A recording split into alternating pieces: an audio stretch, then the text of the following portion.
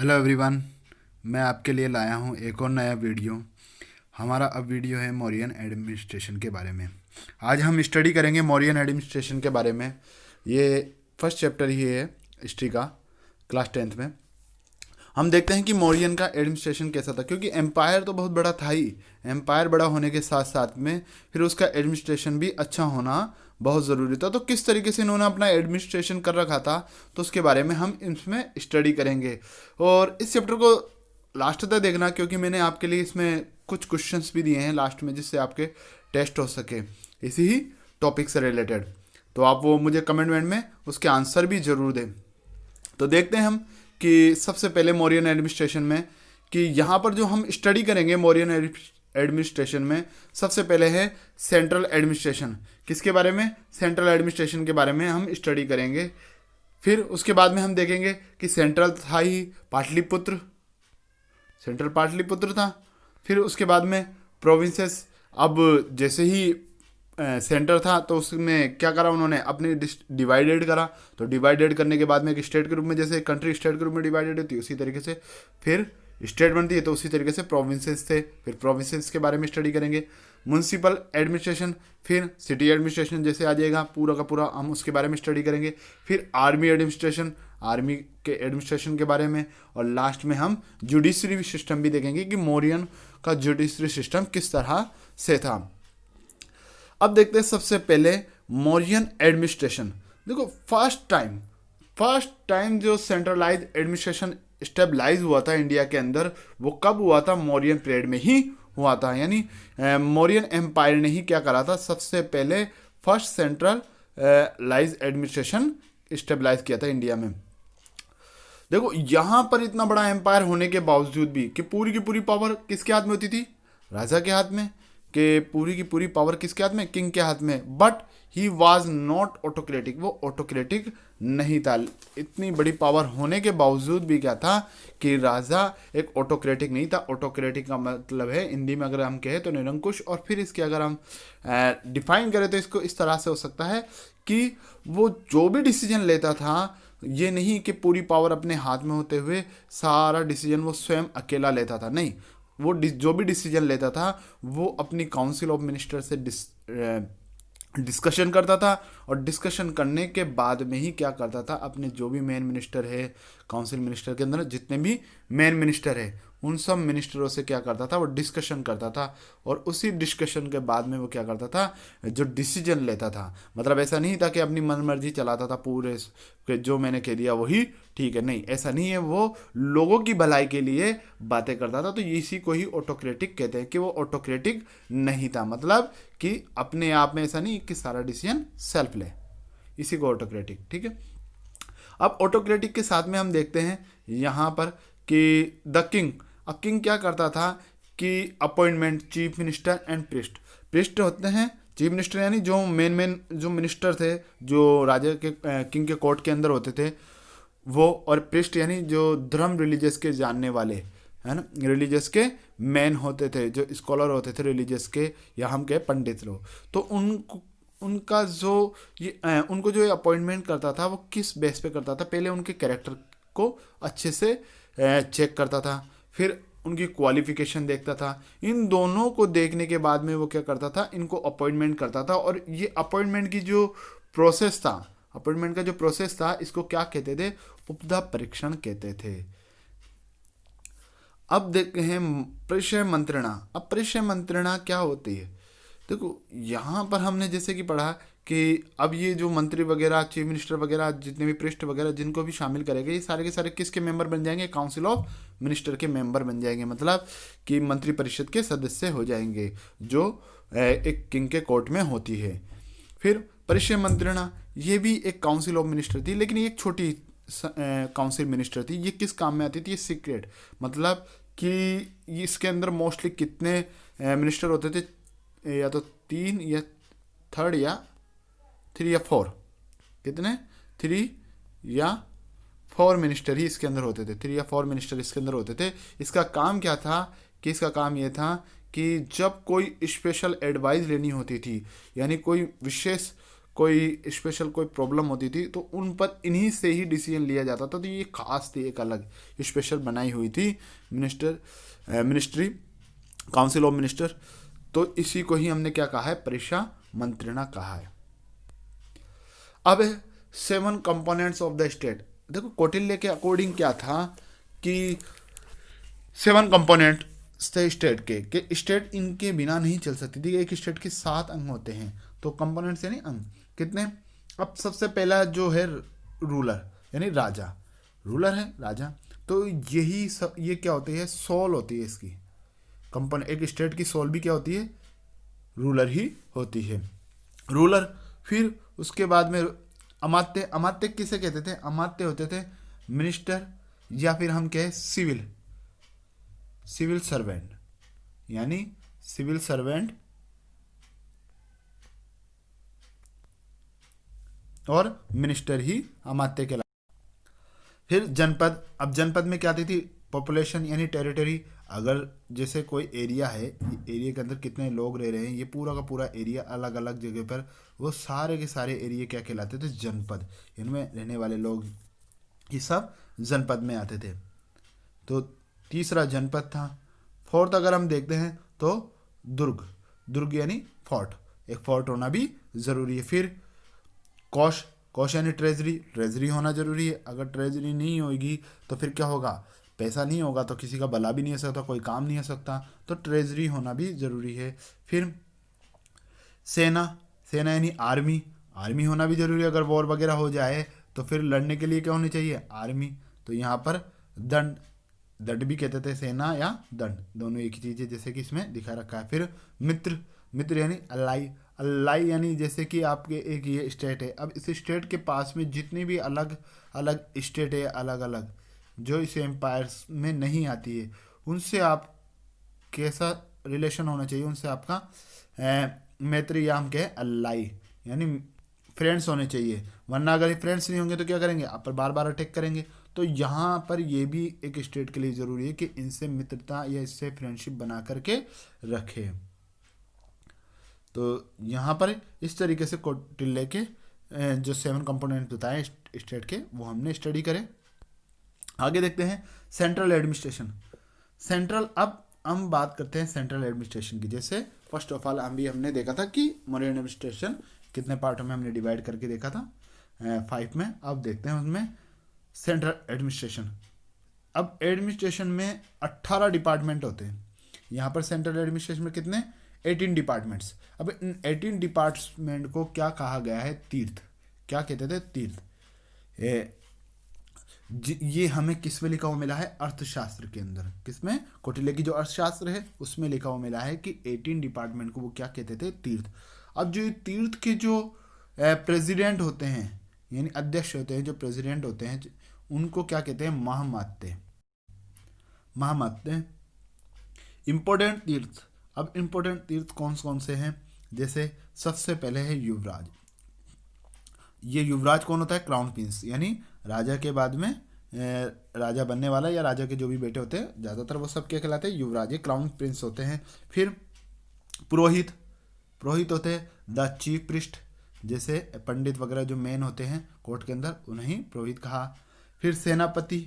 सेनापति the commander in chief, यानी chief commander होता है जो आर्मी का, उसे सेनापति कहा है।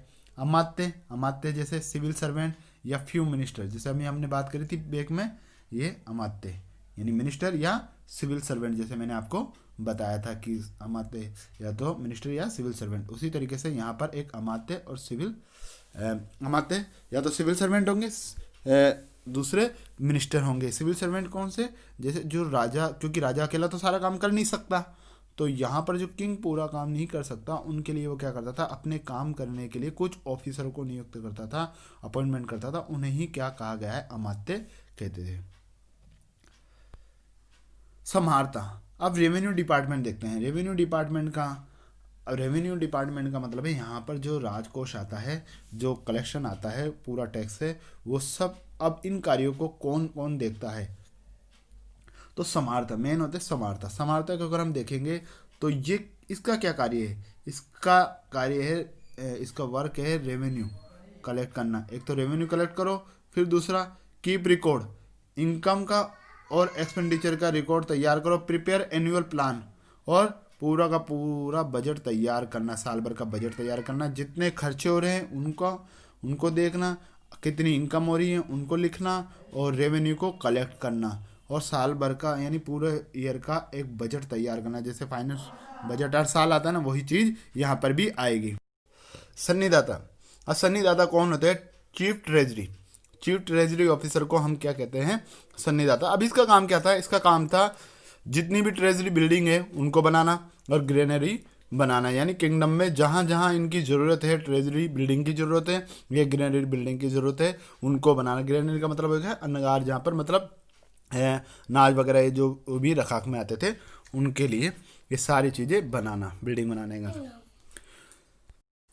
युक्त और उपयुक्त, ये क्या थे? ये लोअर लेवल के एम्प्लॉय थे जो किसके अंडर में काम करते थे? महामात्य या उनके जो भी हेड्स थे ना, उनके अंडर में काम करने वाले एम्प्लॉइयों को कहते थे। मतलब एक महामात्य के जो असिस्टेंट, अगर हम कहें तो एक तरीके से कह सकते हैं कि असिस्टेंट हुआ करते थे। अब ये असिस्टेंट जैसे महामात्य के असिस्टेंट भी हो सकते हैं, या इनके ऊपर जो भी ऑफिसर है उनके भी ये असिस्टेंट हो सकते हैं। तो युक्त और उपयुक्त को क्या कहा जाता था? यहाँ पर इनके काम क्या थे?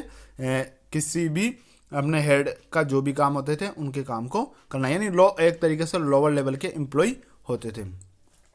अब यहाँ पर हम प्रोविंशियल सिस्टम देखते हैं कि अशोक के टाइम पर 5 प्रोविंसेस थे। कौन कौन से थे? सबसे पहले अगर हम प्रोविंसेस को देखेंगे तो फर्स्ट प्रोविंसेस आता है नॉर्थन प्रोविंसेस। अब नॉर्थन प्रोविंसेस को उस समय क्या कहा जाता था? उत्तरपथ। जैसे अब इसकी कैपिटल क्या थी? तक्षशिला। उत्तरपथ की कैपिटल क्या थी? तक्षशिला। अब ये तक्षशिला के अंदर कौन कौन से एरिया आते थे? जैसे कंबोज, गांधार, कश्मीर, अफगानिस्तान, पंजाब, ये सारे किस में आते थे? इसी के अंडर में आते थे। फिर हम देखते हैं इधर वेस्टर्न को देखते हैं हम, तो वेस्टर्न था, उस वेस्टर्न को हम क्या कहते थे? अवंती पथ। यानी मौर्यन एम्पायर में वेस्टर्न को क्या कहा जाता था? अवंती पथ। अब अवंती पथ, इसकी कैपिटल क्या थी अवंती पथ की? उज्जैन। अब इस उज्जैन के अंदर कौन कौन से एरिया आते थे? काठियावाड़, गुजरात, राजपूताना, मालवा, ये सारे के सारे एरिया किन में आते थे? इन्हीं में आते थे। ये गुजरात, ये राजपूताना वगैरह, मतलब राजस्थान वगैरह, ये सब इसी में ही आते थे। फिर तीसरे नंबर पर हम देखते हैं साउथर्न, यानी दक्षिण पथ। अब इसकी जो कैपिटल थी दक्षिण पथ की, वो क्या थी? स्वर्णगिरी। जो तीसरे नंबर की थी वो क्या थी? स्वर्णगिरी, दक्षिण पथ की। अब इसके अंदर पूरा क्या था? जो जितना भी साउथ का जो रीजन था ना, विंध्याचल से लेकर के, वो सारा का सारा एरिया किस में आता था? इसी में ही आता था, थर्ड प्रोविंसेस में। अब फोर्थ प्रोविंसेस कौन सी थी? ये फोर्थ प्रोविंसेस की हम बात करेंगे तो ईस्टर्न, है ना, ईस्टर्न। इसको क्या कहते थे? प्राच्य पथ बोलते थे इसको। और इसकी कैपिटल क्या थी? तोशाली। ये किस एरिया में थी? कलिंग। जो अशोक ने कलिंग जो एरिया जीता था, कलिंग किंगडम, उसके अंदर में ही क्या आती थी? ये पूरा का पूरा एरिया, यानी ये फोर्थ प्रोविंसेस इसी में थी। और जो लास्ट प्रोविंसेस थी, यानी जो मेन प्रोविंसेस थी, वो क्या थी? यहाँ पर सेंट्रल प्रोविंसेस मगध। क्या थी? मगध थी। अब मगध के अंदर अगर हम देखते हैं, सेंट्रल प्रोविंसेस मगध थी और उसकी कैपिटल क्या थी? पाटलिपुत्र थी। अब इसके अंदर कौन कौन से एरिया थे? इसमें बिहार आता है, पश्चिम बंगाल आता है और उत्तर प्रदेश। अब ये जितने भी प्रोविंसेस थे, यानी ये मेन थे। सबसे मेन क्या था? मेन प्रोविंसेस कौन सी थी? ये पाटलिपुत्र, यानी सेंट्रल प्रोविंसेस मगध वाली, ये मेन थी। अब यहीं से पूरा सिस्टम चलता था, मतलब ये जितने भी जो सिस्टम चलता था ना, यहीं से चलता था। ये भी इसी के अंडर में थी, ये भी इसी के अंडर में, ये भी इसी के अंडर में। मतलब जो नियम यहाँ पर, जो रूल्स वगैरह, जो प्रिंसिपल्स किंग बना देता था, जो रूलर बना देता था, वही सिस्टम क्या होता था? सब में लागू होता था। इसी में भी लागू होगा, इसमें भी, और इसमें भी, और इसमें भी। यानी पूरा का पूरा जो मेन सेंटर था वो क्या था? यही था। यानी यहीं से रिमोट चलता था, यहीं से इन चारों का रिमोट कहाँ था? इन चारों का रिमोट पाटलिपुत्र सेंटर में था। अब आगे देखते हैं। तो मौर्यन एम्पायर प्रोविंशियल डिवीज़न, यहाँ पर अब ये प्रोविंसेस का जैसे हमने पढ़ा कि कितने प्रोविंसेस बताया आपको, 5 प्रोविंसेस। उसमें सबसे मेन कौन सा था? पाटलिपुत्र, ये रहा इंपीरियल कैपिटल पाटलिपुत्र था, ये मेन था। फिर इसके बाद में हमने 4 प्रोविंसेस के बारे में पढ़ा, तक्षशिला, स्वर्णगिरी, तोशाली और उज्जैन, इसके बारे में पढ़ा। अब यहाँ पर जब हमने इसके बारे में स्टडी कर ली तो अब देखते हैं हम गवर्नर्ड बाय राष्ट्रपाल। अब जो इनको जो चलाया जाता था ना इस प्रोविंसेस को, भाई राजा किंग तो चला नहीं सकता, तो किंग क्या करता था? कुछ ऑफिसर अपॉइंटमेंट करता था, उनको क्या कहा जाता था? गवर्नर, यानी गवर्नर। ये गवर्नर थे उस समय, उनको क्या कहते थे वो लोग? राष्ट्रपाल। क्या कहते थे? राष्ट्रपाल। उन गवर्नर को क्या कहते थे? राष्ट्रपाल। और ये राष्ट्रपाल कौन होते थे? ये राष्ट्रपाल होते थे कुमार। और कुमार किन को कहा जाता था? जैसा कुमार वहाँ पर मोस्टली प्रिंस होते थे। कौन होते थे? प्रिंस होते थे, या फिर क्षत्रिय जो लोग थे उन्हीं को क्या कहा जाता था? यानी आर्यपुत्र। या तो कुमार लोग होंगे या आर्यपुत्र। आर्यपुत्र कौन होंगे? क्षत्रिय क्लान से जुड़े हुए। और इधर कुमार लोग कौन होंगे? जो कि किंग के बेटे होते थे, या हम कहें युवराज, उन्हीं को क्या कहा जाता था? कुमार। ये लोग ही किस गवर्नर या हम कहे राष्ट्रपाल, है ना, उस समय राष्ट्रपाल कहा जाता था। तो यही लोग क्या करते थे? प्रोविंसेस को संभालते थे। इन्हीं के अंडर में सब कुछ सिस्टम होता था। फिर उसके बाद में क्या था? यहाँ पर प्रोविंसेस जैसे कंट्री, ये कंट्री हो गई। फिर कंट्री के बाद में स्टेट डिवाइडेड कर दी, यहाँ पर स्टेट होगी। अब स्टेट से क्या बनता है? डिस्ट्रिक्ट। तो डिस्ट्रिक्ट पाते हैं। तो डिस्ट्रिक्ट का जो हेड होता था वो कौन? डिस्ट्रिक्ट को उस समय पहले तो क्या कहा जाता था? डिस्ट्रिक्ट को आहार या विषय कहते थे। क्या कहते थे? आहार या विषय। डिस्ट्रिक्ट को यही कहा जाता था। अब ये किसके द्वारा गवर्नर की जाती थी? प्रादेशिक। किसके द्वारा? प्रादेशिक। यानी एक डिस्ट्रिक्ट का जो हेड होता था ना वो कौन होता था? प्रादेशिक होता था। यहाँ पर प्रादेशिक का काम क्या था कि एक तो प्रादेशिक का काम क्या था कि एक तो लॉ एंड ऑर्डर मेंटेन करना और रेवेन्यू कलेक्शन करना। ये भी किसका काम था? प्रादेशिक का ही काम था। यानी 3 काम इसके अंडर में थे। एक तो पूरी डिस्ट्रिक्ट का हेड होता था, अगर हम कहें तो एक तरीके से हम कह सकते हैं कलेक्टर। कलेक्टर भी कौन होता था? ये प्रादेशिक ही होता था। अब दूसरा इसके बाद में डिस्ट्रिक्ट से क्या बनता? ब्लॉक। अब ब्लॉक लेवल पर जो होता था वो कौन होता था? स्थानिक। कौन होता था? स्थानिक। या स्थानिक का काम क्या था? टैक्स कलेक्ट करना। और गॉप्स का काम क्या होता था? अकाउंटेंट मेंटेन करना, यानी अकाउंट्स को मेंटेन करने का काम होता था। तो यहाँ पर गॉप्स का काम अकाउंटेंट देखना, अकाउंट्स को देखना। अब विलेज का जो हेड होता था वो कौन होता था? ग्रामिक। यानी विलेज का हेड वहाँ पर कौन होता था? ग्रामिक ही होता था। तो इस तरीके से इन्होंने पूरा का पूरा सिस्टम चला रखा था। यानी एक सिस्टम पूरा इस तरीके से इनका ज़बरदस्त सिस्टम था। और यहाँ पर एक चीज़ और थी जो मैंने आपको बताना भूल गया, रजुक्स। यहाँ पर इनका काम क्या था कि एक तो ये जस्टिस भी थे, फिर दूसरा इसका काम क्या था कि रूरल एडमिनिस्ट्रेशन को संभालना। यानी ये सिर्फ रूरल तक ही सीमित था। मतलब इसका जो कार्य था वो सिर्फ वर्क था जो रूरल तक ही सीमित था। इसका दूसरा काम क्या था? लैंड मेजर काम करना, यानी ज़मीन को मापना करना, उसकी कीमत यानी उसकी वैल्यू को फिक्स करना। जैसे एक ज़मीन की वैल्यू क्या होती है, लैंड की वैल्यू क्या होती है, उनकी लैंड की वैल्यू को यहाँ पर फिक्स करना, लैंड की वैल्यू बताने का काम भी इस रजुकास का था। लेकिन बाद में इसका, पहले तो रूरल लेवल पर ही चलता था, लेकिन बाद में इसको काम क्या कर दिया गया कि अशोक ने इसका काम को और बढ़ा करके इसके अंडर में क्या दे दिया? जस्टिस। ऐसे जस्टिस का काम भी दे दिया था। तो यहाँ पर रजुक का ये काम था। एक तरीके से अगर हम देखें ना तो ये पूरा सिस्टम बड़ा ज़बरदस्त सिस्टम चला रखा था मौर्यन ने। City administration. अब सिटी एडमिनिस्ट्रेशन की अगर हम बात करेंगे ना तो सिटी एडमिनिस्ट्रेशन के अंदर जो प्रोविंसेस थी, प्रोविंसेस किसके द्वारा कंट्रोल की जाती थी? कुमार या आर्यपुत्र। जैसे मैंने अभी आपको बताया जो गवर्नर होता था वो कौन होता था? इस प्रोविंसेस का वो कुमार या आर्यपुत्र। और कुमार लोग कौन होते थे? डायरेक्ट ज़्यादातर प्रिंस ही होते थे। कुमार कौन होते थे? प्रिंस होते थे। तो कुमार प्रिंस ही होते थे। अब the provinces were divided into district called विषय। जैसे अभी मैंने आपको बताया था प्रोविंसेस, फिर किस में? एक स्टेट के बाद में क्या होती है? डिस्ट्रिक्ट। उसी तरीके से ये प्रोविंसेस भी किस में डिवाइडेड थे? डिस्ट्रिक्ट के अंदर, जिन्हें क्या कहा जाता था? आहार्य विषय कहा जाता था। और इन ये जो विषय को जो कंट्रोल करता था उसे क्या कहते थे? विषयपति कहते थे। स्थानिक क्या था? स्थानिक administrative head of the district. अब एडमिनिस्ट्रेटिव हेड होता था एक तरीके से, अगर हम कहें ना तो यहाँ पर हम कह सकते हैं इसको एसडीएम। क्या आज के दौर में जैसे एक एसडीएम होता है ना, अभी मैंने जैसे आपको बताया कि प्रादेशिक तो डिस्ट्रिक्ट लेवल का हेड हो गया यानी कलेक्टर हो गया, और ये स्थानिक यानी ब्लॉक लेवल पर। तो हर एक ब्लॉक लेवल पर ये चलता था स्थानिक, जिससे हम कह सकते हैं एसडीएम। जैसे आज एक ब्लॉक लेवल पर एसडीएम होता है, उसी तरीके से ये एसडीएम की तरह ही। तो यहाँ पर administrative head of the district के एडमिनिस्ट्रेटिव हेड कौन होता था? स्थानिक ही होता था।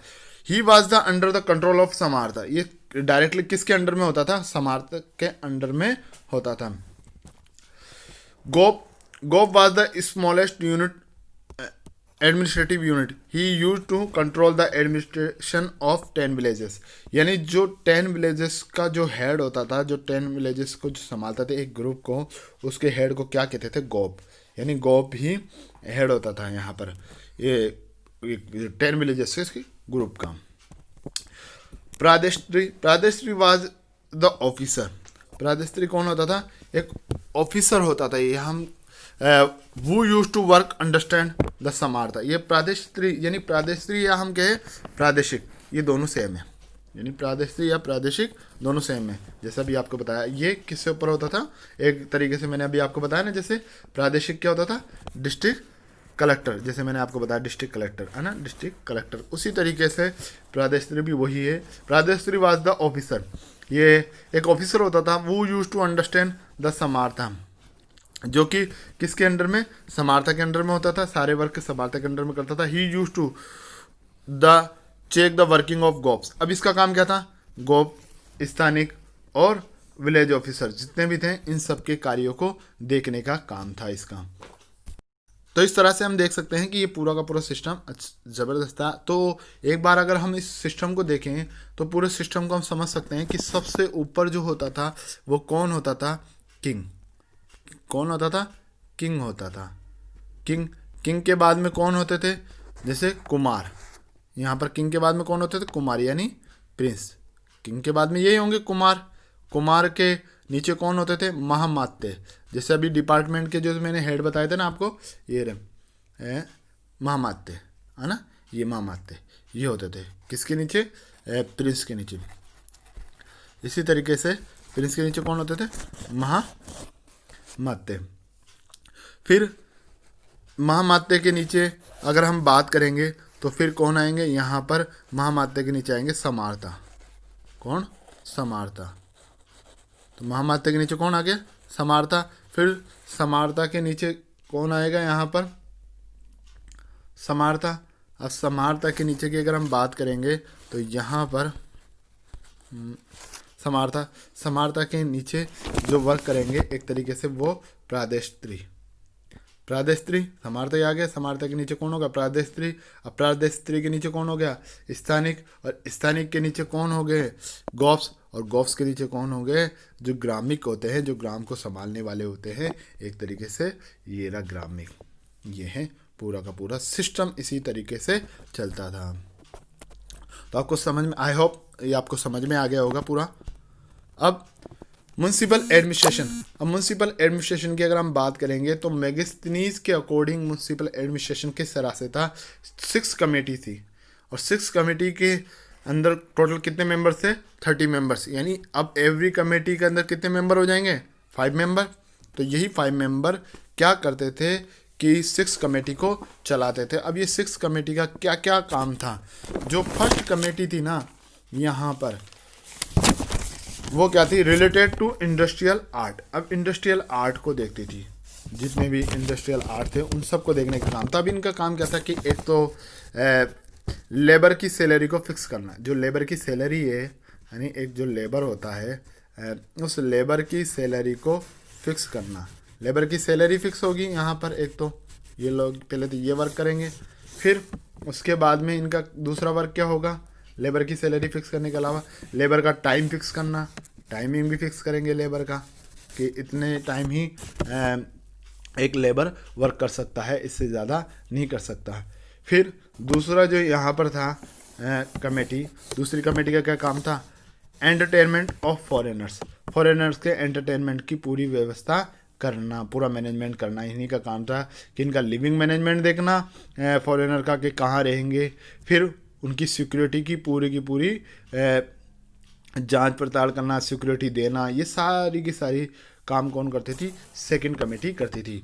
फिर थर्ड कमेटी का क्या काम था यहाँ पर, बर्थ एंड डेथ, यानी कौन कौन से लोगों का जन्म हो, किसका जन्म हो रहा है, किसकी डेथ हो रही है, इनका रजिस्ट्रेशन करने का काम भी किनका था, थर्ड कमेटी का।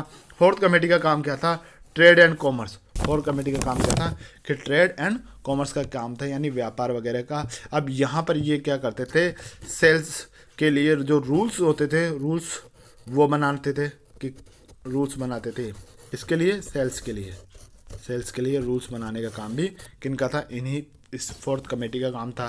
फिर वेट एंड मेजरमेंट, वेट और मैनेजमेंट का भी काम किसका था, इन्हीं का था कि अच्छी तरीके से मतलब जो तोलते हैं, जो वेट करते हैं या मेजरमेंट कर रहे हैं जो भी चीज़ का, वो सारा का सारा सही कर रहे हैं ना, प्योरिटी तो है ना इनके वर्क में। ये सारी कमेटी, ये सारे काम कौन देखती थी, फोर्थ कमेटी ही देखती थी।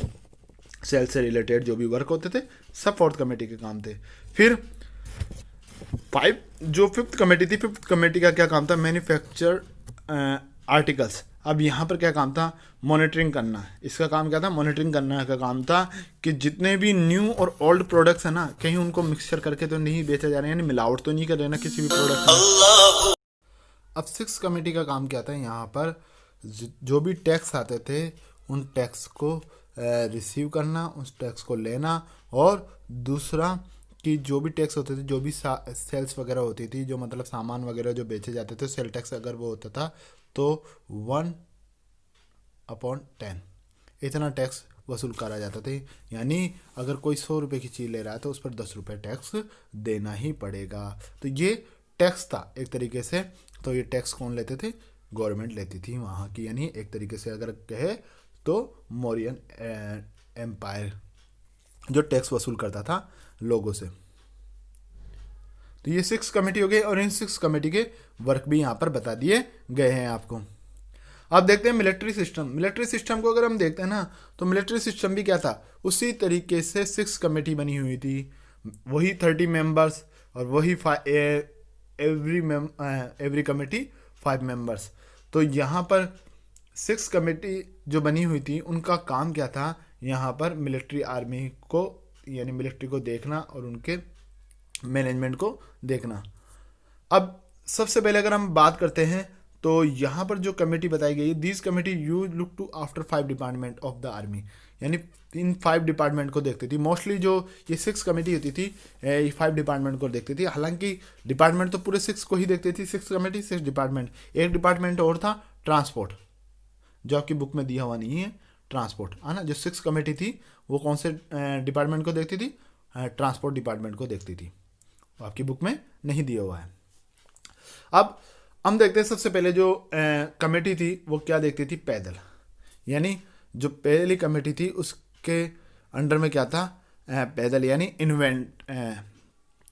पैदल जो सेना होती है ना, वो किस तरीके से उनकी व्यवस्था होनी है, कितने वो सोल्जर्स हैं, और उनकी पूरा का पूरा मैनेजमेंट देखना, उनके लिए जो भी हथियार वगैरह जो कुछ भी वेपन्स वगैरह चाहिए, सारे के सारे कौन देखती थी, फर्स्ट कमेटी का काम था। इस अगर हम कहें उस समय तो जो पैदल सेना थी, यानी हम कहें तो कितनी थी, कम से कम 6 लाख सोल्जर्स थे, 6 lakh soldier on the foot, मतलब जो सिर्फ पैदल ही लड़ा करते थे, मतलब किसी हाथी घोड़े किसी में नहीं लड़ा करते थे, तो वो पैदल, तो इसी को ही पैदल कहा गया है। ये कितने थे, कम से कम 6 लाख सोल्जर्स थे।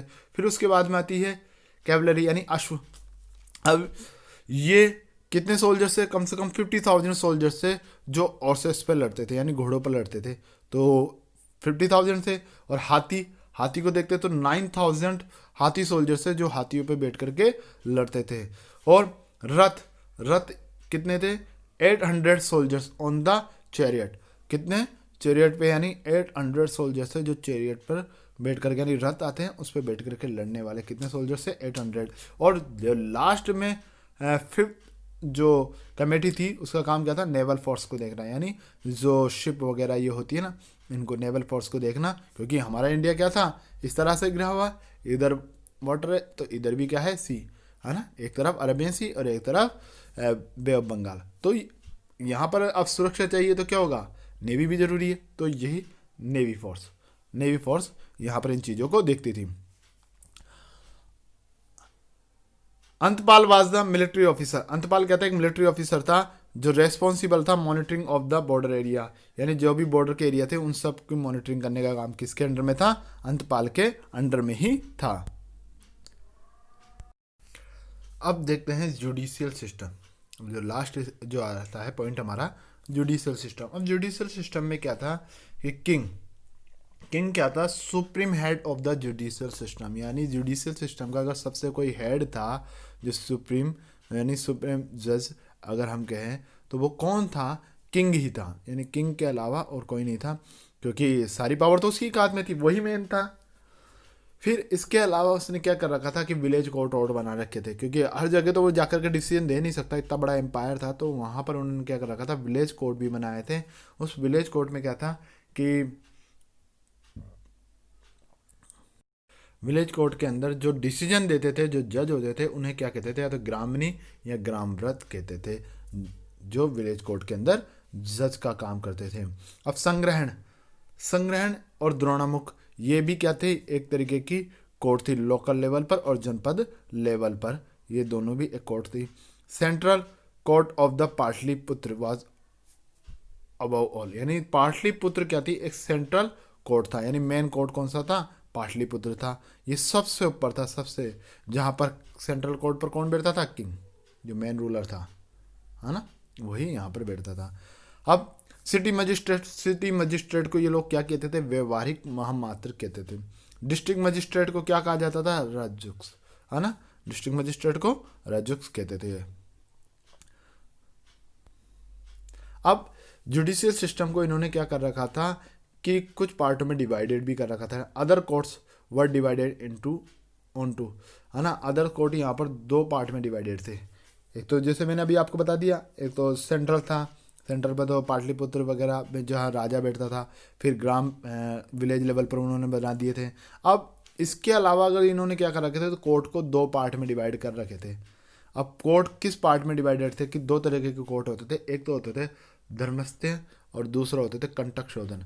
अब धर्मस्थ्य कोर्ट को क्या बोलते थे? धर्मस्थ्य कोर्ट को सिविल कोर्ट, ये एक तरीके से सिविल कोर्ट था, और ये क्या था? Criminal court. सिविल कोर्ट के अंदर जो जजमेंट देने के काम कौन कौन करते थे, कौन कौन यहाँ पर जज होते थे? धर्मास्थ, थ्री धर्मास्थ होते थे। इनको क्या थी? रिलीजियस साइंस की नॉलेज होती थी। इन धर्मास्थ को क्या होती थी? रिलीजियस साइंस की नॉलेज होती थी ना, रिलीजियस साइंस की, है ना, साइंस की इनको नॉलेज होती थी इन्हीं धर्मास्थ को। और या फिर होते थे व्यवहारिक, या तो त्रिधर्मास्थ होते थे या व्यवहारिक होते थे, और अमात्यास या तीन अमात्यास होते थे। तो यही जज होते थे। यहाँ पर जो जजमेंट का काम करने वाले कौन कौन होते थे? त्रिधर्मास्थ या व्यवहारिक या अमात्यास होते थे। केस, अब कौन कौन से केसेस इसके अंदर आते थे? केसेस डिस्प्यूट की अगर हम बात करेंगे तो यहाँ पर दो तरीके के केसेस की हमने बात करी, एक साहस और एक वाक पारुष्य। साहस के अंदर कौन कौन से केसेस होते थे? थीफ्ट, रॉबरी और लूट, इस तरीके के जो केस होते थे उनको क्या कहते थे? साहस। और वाक पारुष्य या दंड, ये किस तरीके के केस होते थे? इनमें बीटिंग, डिसरेस्पेक्ट या अब्यूजिंग वाले जो केसेस होते थे उनको क्या कहते थे? वाक पारुष्य। कंटक शोधन की अगर हम बात करेंगे यहाँ पर क्रिमिनल कोर्ट की, तो इसमें जजमेंट देने के काम कौन करते थे? या तो प्रादेष्ट्रीज होते थे या अमात्यास होते थे, यानी या तो तीन क्या होते थे? प्रादेष्ट्री या तीन अमात्या यहाँ पर होते थे। अब इनमें जो केसेस आते थे वो कौन कौन से केसेस आते थे, इसमें जो केस आते थे between the state and person, यानी जो रेस्पेक्टिव पर्सन होता था उसके और स्टेट के बीच में जो कुछ भी डिस्प्यूट होती थी वो सब किन में आती थी, क्रिमिनल कोर्ट के अंदर ही आती थी। या ऐसे कोई केसेस होते थे जो मतलब जासूस के द्वारा, जो एक एम्पायर के जो जासूस होते थे उसके द्वारा अगर किसी को अगर सज़ा देनी है तो वो भी किसके अंदर आता था, वो सारे के सारे इस कंटेक्ट शोधन के अंदर ही आते थे। अब judicial system according to Chanakya के अकॉर्डिंग जुडिशियल सिस्टम के अंदर जो लॉ था ना उसको 4 पार्ट में डिवाइड करा गया था। मेनली 4 पार्ट थे। अब वो कौन कौन से 4 पार्ट है, सबसे पहले अगर हम देखते हैं धर्म, यानी धर्म रिलीजन, फिर दूसरा है व्यवहार यानी बिहेव, फिर तीसरा कौन सा चरित्र यानी कैरेक्टर, और फोर्थ कौन सा शासन यानी एडमिनिस्ट्रेशन। ये इस तरीके से लॉ को 4 पार्ट में डिवाइड करा था। कौन कौन से, रिलीजन, बिहेवियर, कैरेक्टर या एडमिनिस्ट्रेशन। ये 4 में लॉ को डिवाइड करा गया था, किसके अकॉर्डिंग, चाणक्य के अकॉर्डिंग जुडिशियल सिस्टम को। अब मौर्यन सोसाइटी, अगर मौर्यन सोसाइटी की अगर हम बात करेंगे ना तो मौर्यन सोसाइटी के बारे में अब तक हमें जो भी इंफॉर्मेशन मिली है ना वो कहाँ से मिली है, इन 3 चीज़ों से मिली है। मोस्टली सारी जो इन्फॉर्मेशन मिली है वो किससे मिली है, पहला है कौटिल्य का अर्थशास्त्र में पता चलता है कौटिल्य के कि मौर्यन सोसाइटी कैसी थी। फिर दूसरा हमें पता चलता है मेगास्थनीज के इंडिका से कि किस तरीके की मौर्यन सोसाइटी थी। फिर तीसरे नंबर पे जो आता है, 3rd नंबर पर, वो अशोक के रॉक एडिक्स से है जिस पे लिखा अशोक ने पूरी की पूरी हिस्ट्री अपनी लिखवाई हुई है। तो इन सब से हमें मौर्यन सोसाइटी के बारे में पता चलता है। अब यहाँ पर क्या था, कौटिल्य ने ऑक्यूपेशन के आधार पर 4 वर्ण बना रखे थे, यानी सोसाइटी को किस पे डिवाइड कर रखा था, वन सिस्टम में। अब ये वन सिस्टम था जो किसके आधार पर था, ऑक्यूपेशन यानी उनके कामकाज के आधार पर था। तो ये 4 वन सिस्टम कौन कौन से थे, पहला है ब्राह्मण, दूसरा है क्षत्रिय, तीसरा है वैश्य, चौथा है शूद्र। ये सब आपको मालूम है, आपने बहुत पढ़े हैं इसके बारे में। ब्राह्मण में कौन आते हैं, पृष्ठ यानी पंडित वगैरह, ब्राह्मण वगैरह। ये क्षत्रिय में कौन है, वॉरियर्स यानी जो भी किंग वगैरह, जो भी लड़ाकू और जो सेनापति वगैरह जो भी आते हैं, आर्मी ऑफिसर, वो सब किस में आते हैं, क्षत्रिय में। वैश्य में कौन आएंगे, जितने भी जो भी मर्चेंट है, मतलब व्यापारी वगैरह, फार्मर्स वगैरह जो भी, ये सब के सब किस में आएंगे, वैश्य में। अब शूद्र में कौन आते हैं, शूद्र के अंदर आते हैं जो फार्म के अंदर काम करने वाले जो लेबर्स होते हैं, ये सर्वेंट नौकर होते हैं, या हम कहें कि जो मजदूर लोग होते हैं, वो सब किस में आते हैं, शूद्र के अंदर आते हैं। अब वुमेन, अगर यहाँ पर हम मेगास्थनीज की बात करेंगे तो मेगास्थनीज ने इंडियन सोसाइटी को कितने पार्ट में डिवाइड करा, 7 कास्ट के अंदर डिवाइडेड करा था मेगास्थनीज ने।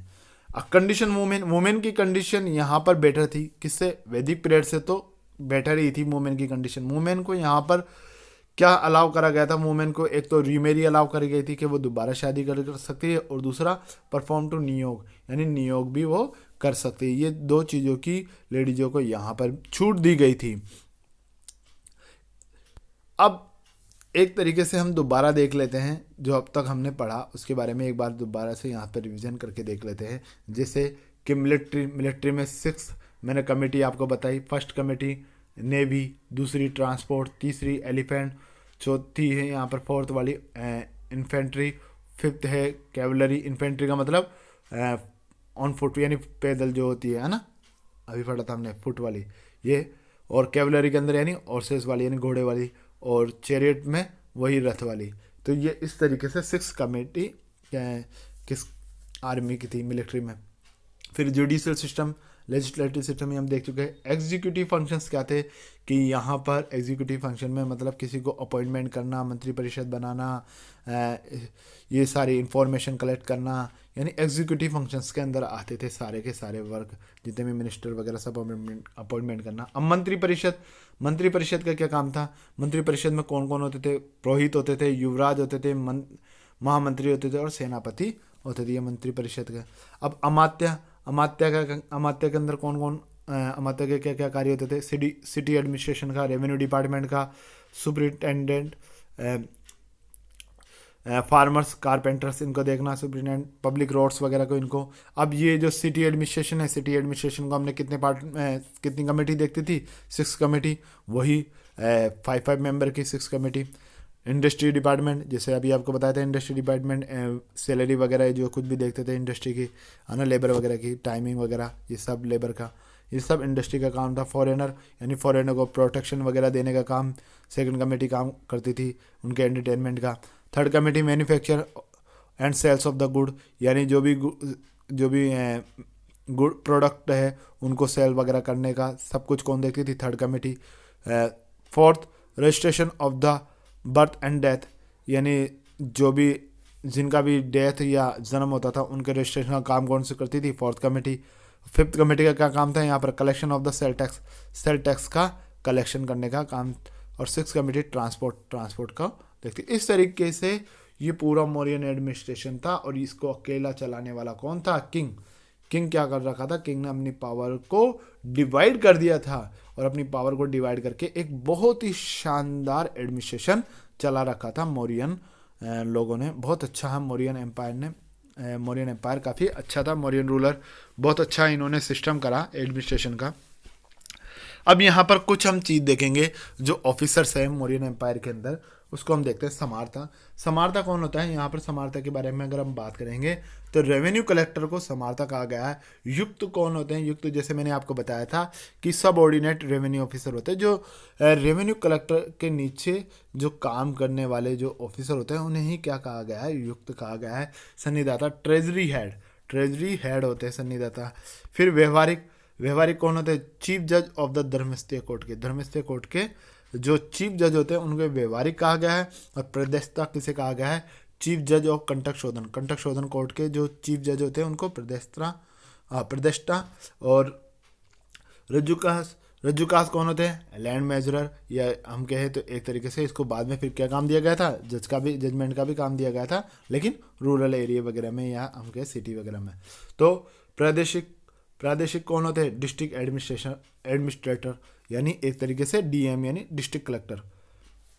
प्रोविंस, अब यहाँ पर कुमार या आर्य ये कौन होते थे, प्रोविंसेस के गवर्नर होते थे।